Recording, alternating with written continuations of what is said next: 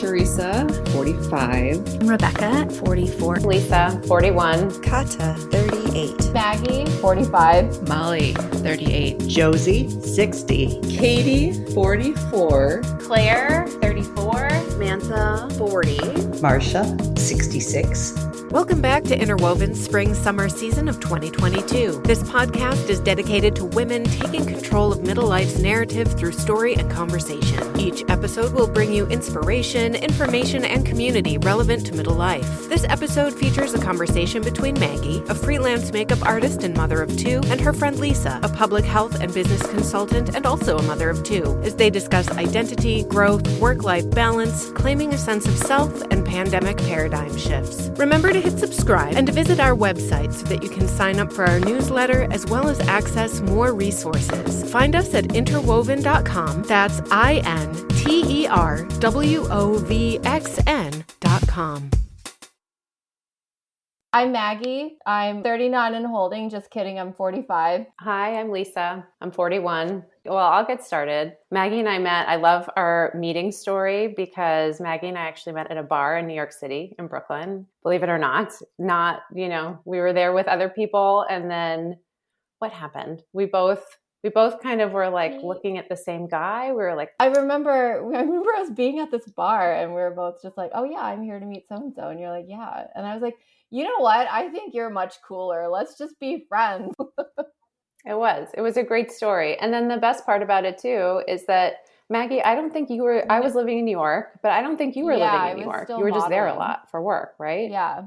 And I would just like bounce around wherever. I would stay with you sometimes. You had that awesome apartment by the World Trade Centers. I did. That was my college dorm. But yeah, so we met that way. And then that was, oh my gosh, what year was that? It was probably 2001, 2002 that we met. And then we've just stayed in touch and kind of weathered friendship between life stages and all these different things through, both of us leaving New York and moving on to different phases of our life. Maggie went to the West Coast. I was in different places on the East Coast. I love our friendship because I feel like it was such a random way to meet and such a way that like normally you would meet someone like that and then you'd never talk to them again. But instead, 20 plus years later, we're still friends and in a really beautiful way are kind of in the same phase of our life that we both, have young kids and are married and trying to navigate all that is life. Yeah, I think one of the things that I've always loved about our friendship is that there will be pauses. We're not always in like constant contact, but every time we pick up, it's like no time has passed. And I love that we've always been able to have that connection. So I've always been really grateful to have you in my life.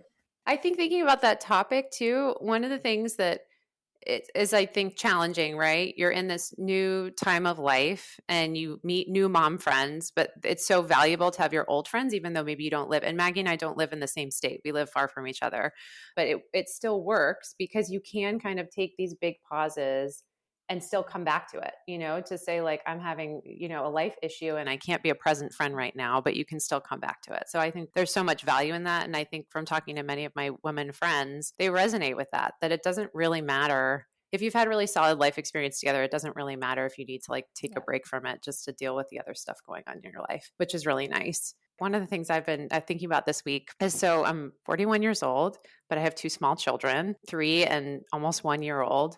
So I had joined a play group in my town thinking like, okay, I'll meet other moms with kids that are the exact same age because they were all kids that were born this year. The first two women that I met are legitimately 10 years younger than me.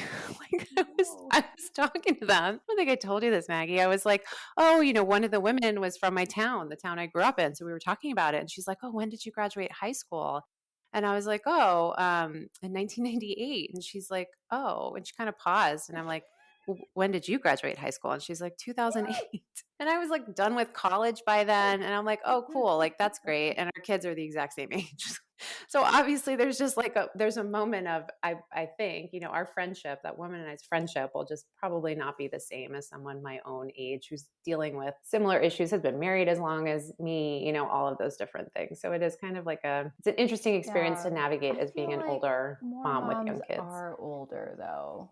I feel like with our age group, Usually. as we age, I feel like more of the moms are older. I do remember when I moved to from San Francisco to here, I remember getting questioned by some people like, well, why didn't you have kids? I'm like, I feel like our generation, it was like on this crux of a change. Generation X, like the tail end of Generation X, was on that turning point when just mindsets just started to change. And so me being super self-absorbed and not wanting to have children until I was like 36 was okay. But if I had been born like before that I would have still been not a part of the norm.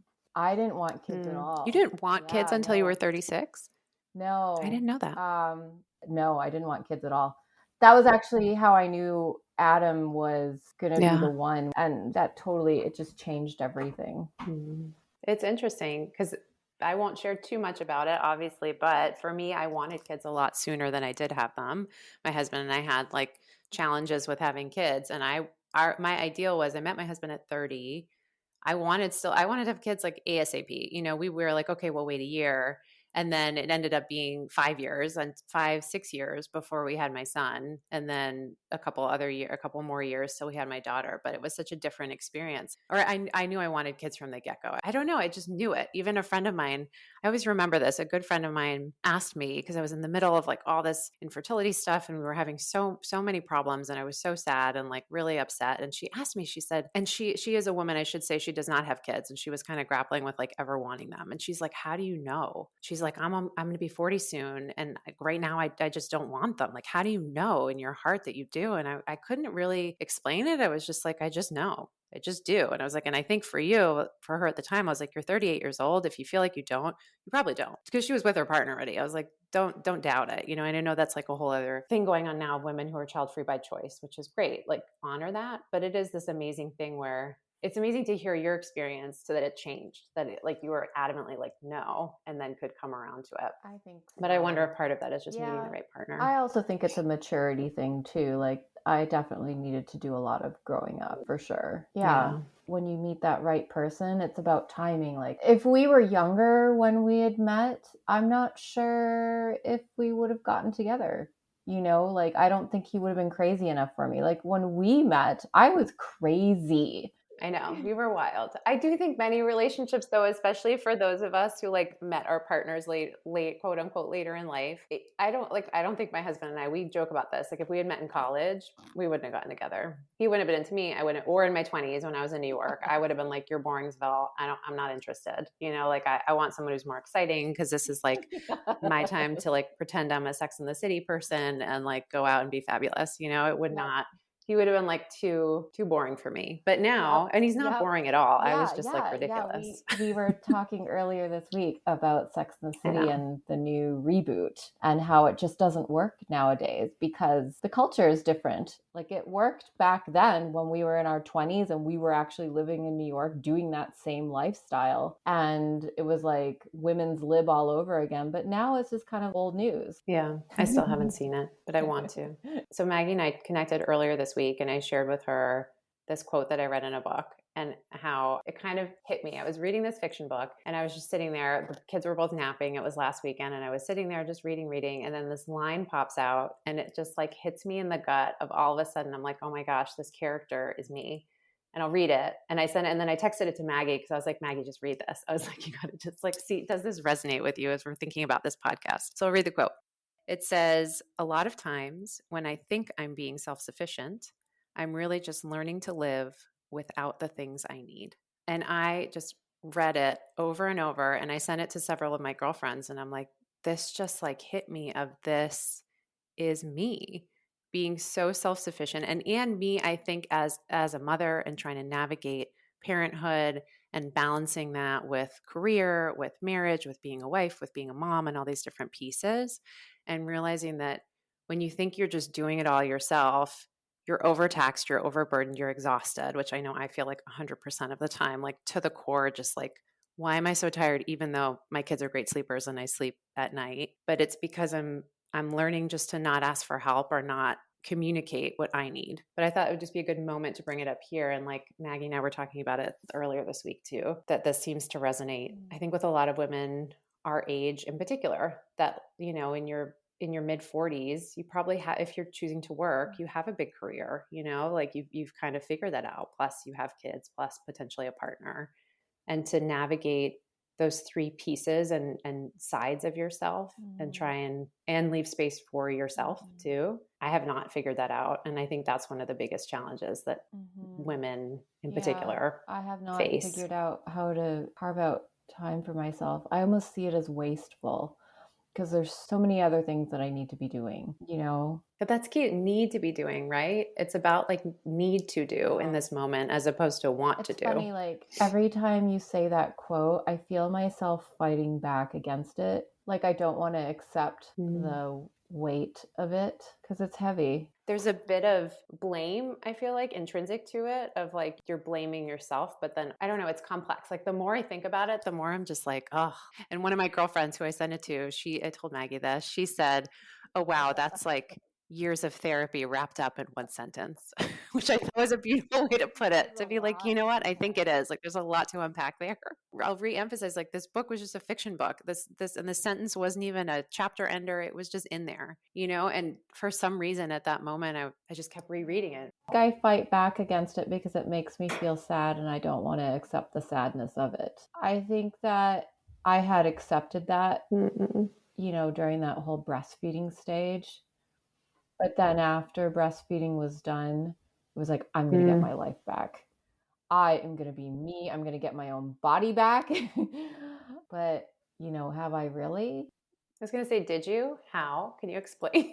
Because I feel like the finding yourself again is the hardest part, because how do you, in the course of a day, shift, right? You're shifting from like mom to wife to you, professional Maggie, to like all those different pieces. And then also, if you think of like 20s us, right? That was such a selfish time by nature. So you can kind of like explore who you are and be a little crazy and wild. And there's no space for that anymore. Or maybe like you really have to try to make space for that. I haven't figured out how to make space for that statement more. I think that for me, at least, it's an acknowledgement of grieving, of losing that carefreeness of the 20s and early 30s. When Ethan was 14 months old, I went to New York, but I remember I did it because I really wanted to just regain a hold of my career, because that was such a big part of my identity.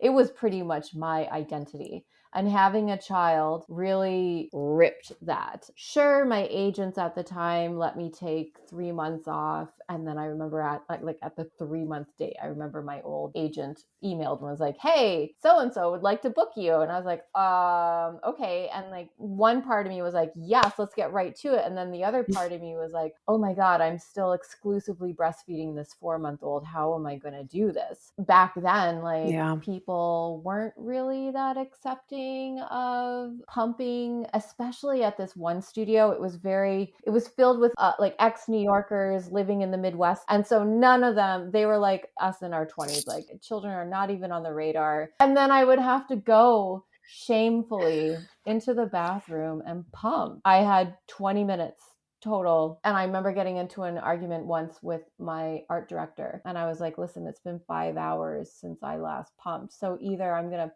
pass out from the pressure that I'm feeling, or I'm just going to leak all over the studio floor. I'm like, so you choose. And then I left for New York for a month. I don't know if it was like postpartum craziness. I don't know if it was me trying to regain my 20s. I don't know if it was really me, as I had told myself that I really wanted my career back. I don't know. I'm glad I did it. It showed them that I was dedicated. But yeah, that statement just makes me think of things like that.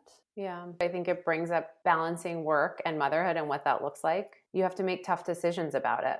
After I had my son, who was my first baby, I was working full time. I had a very intense job, and I stepped back in a huge way because I realized I had a similar experience, that I was just back from maternity leave. I was still pumping. I was working from home for the most part, but I had to take a trip. But it was a short trip, but I had to be there for 2 days. And it was the first time I'd been away from him. He was less than a year old. And it was a meeting with a whole bunch of dudes. It was all men. in and I had to leave to pump. And it was like, they were like, oh, that's fine. We have lactation rooms because it's a large company, but it was awkward. And I felt very awkward and uncomfortable with the fact that like they weren't stopping the meeting. I was missing part of it and it wasn't a conference. It was a meeting that we were there to meet with. And not even to mention the fact that I was still in that period of where your body's like just weird. Like I was still kind of wearing maternity clothes, but not really because like my regular clothes didn't fit yet. So I was wearing this weird outfit where I didn't feel like myself anyway. The whole experience just felt, US has abysmal maternity leave. So it was very much just like, I'm not ready to be back here, but I have to be. And then continuing on that, my son was in daycare full time. I hated that I never saw him. We saw him in the morning at drop off, and then he was in school or in daycare pretty much the whole day. And then he'd come home at 6, we'd have dinner together, and then he'd go to bed at 7. So I was seeing him maybe 45 minutes. And he was always crabby at night because he'd had a long day. So he didn't really, he just wanted to eat and go to bed. And then on the weekends was our time. And it sucked. It was just,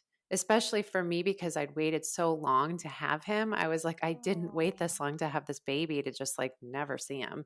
My husband was feeling the same way. But yeah, I decided to take a big step back career-wise. I went down to part-time. And, I'm very fortunate to be able to do that. But it was huge for me as someone who, Maggie, I was so focused on my career. So to make that change after delving into motherhood, and then I never went back full-time. I actually pulled back even more when I had my second baby. Now I consult and I still work part-time, which I'm glad I'm doing it, but it is such a difference that if 30-year-old me, 30-year-old me, I remember this when I was in grad school, one of my finance professor said to me, he's like, you can't have it all. You can't work full-time and have kids. He was just being realistic. He's like, I'm not saying this to be a jerk. I'm saying this because my wife is dealing with it. She's trying to work full-time. We have 3 kids. Like it just doesn't work. And I remember saying to him, I was like, I'm going to make it work. I will figure out how to make it work. Like this is what I want. And my whole life up until that point, I'd been one of those people who just really believed if you work super hard at something, you will achieve it, because that had been my life as, a white woman, very privileged, able to like, if you work hard, you're going to achieve whatever you wanted. The first time I really realized that was when we were trying to have kids and couldn't. I was like, I'm working really hard at this. It's still not working. So, but if that person had met me now, who was like, no, I work part-time and it's fine with me, it's okay, because I've just changed my priorities and my choices, and that kind of stuff changes. And like coming back to what you were talking about making those choices to kind of balance your sense of self, but also what your new priorities are. Has the pandemic changed anything for you, like priority wise, like career wise? Oh my God, yes. I loved being home. Maybe this is not popular opinion, and I'm not even an introverted person, but I loved that, like, we took my son out of daycare. We were just all home together. Yes, it was stressful. We were trying to, like, you work half the day, I work half the day, and like navigating his care. But what a special time to have that time together. For us, I think it was really nice. So I think it also has made me realize now, like being so excited to have the second baby. We put her in daycare, ended up pulling her out of daycare because of COVID precautions. And she's been home with me while I'm working, which is a whole other can of worms of challenge. But it's also been really nice of like, when else would I have this time? I didn't have all that time with him when he was just a little baby. So I think the pandemic has narrowed that in more, just about limited time. My mom has an illness where like also it's given me like reprioritizing that I really want to spend more time with her. So if also working less means I can spend more time with her, and that's nice too. You guys as well. You went again, privileged. I'm lucky enough to have a husband who has a job that it affords us a life where if I don't work, our life isn't affected. We made a pact that because I work in the entertainment, advertising, fashion industries, which just went like just tanked immediately, that he would just provide and I would do childcare and I would help with the homeschooling, and that was just going to be my role, and I loved it. I actually think back fondly to 2020 now, and I really miss the nothingness of 2020. Other than the fact of the fear of dying, the fear of dying every day, I really loved, that nothingness. We started gardening again. We grew strawberries. We grew watermelons. I remember we got one of those inflatable pools. It was like 10 feet long. It was the best thing in the world. And I got all like super anal aggro about it. I got like the chlorine tablet. I was the pool girl. And then we went camping, packed up the car and the dog, and we drove to the Tetons and we camped and lived in the mountains, and it was the best. And then moved back into the city for remote schooling in September. I think what changed my rosy glasses was having to go onto somebody else's schedule again. The remote schooling was really tough. We still had to structure our day, so we couldn't just go out and go for a bike ride, to get energy out. Like we had to. Yeah. My favorite part of the pandemic, if I had to have a favorite part, it was when everything was so quiet that there was nothing to do. Like, yes, you still had to work. If you were working, you still had to work, but everybody was in kind of a pause moment. There was nowhere to go because Right. at least where I lived, everything was locked down. You couldn't even go to the parks. So you were just home. We didn't go anywhere. I couldn't even remember the last time I had literally nothing to do and nowhere to go. And all those complicated family friend relationships, we were just like, nope, can't go, which was nice in some ways, just to not feel obligated. Do you think when the kids get older that you'll want to dive deep back into career? I think I'm already kind of trying to balance that. Right now, I feel like I'm actually in a really good balance. So sometimes I'll have like a heavy week, and then other times it's like crickets. But that's fine because I'm able to manage motherhood very well. Coming back to who you are, I don't want to lose that piece of myself. I like it. It makes me feel like I can exercise my brain and I know what's going on in the world and I'm connected to something beyond talking about trucks like 19 hours a day with my 3-year-old. Yeah. One thing I want to let go of, I would say control. Trying to control everything. That's something I've just been working on letting go of, and becoming a mom has helped me to do that, just to realize that I like control. I like finite control of things, schedules, times, of everything. And with kids, I'm trying to just release that control, both for myself and my own sanity, but also to let them be who they are and just not try and control and like marionette situations. So I'm trying to just let go and like let things happen, and they're going to happen as they are. For holding on to, and for something I'm trying to improve on, is slowing down. I'm trying to do better at slowing down and not just trying to do everything super quick just to get it done. And this is one thing that really resonated for me recently after I had my second child. This whole thing happened where I no longer had childcare for my older child, and I found out right when I was in the hospital delivering my second child. So unexpected. I expected to have a nanny, and I remember these moments of like trying to literally do two things at once. I was trying to, like clean a bottle or like clean something for the baby while also like making food with my other hand. Like I felt like I needed more hands, and it was ridiculous. And now that my daughter's a little bit older, I'm trying to really slow down and realize that it's okay if someone's fussing or wants something right away, but I need to slow down and do one thing at a time. As I'm starting to do that and to approach it more meaningfully, it's made me just so much happier and calmer to just feel less stretched.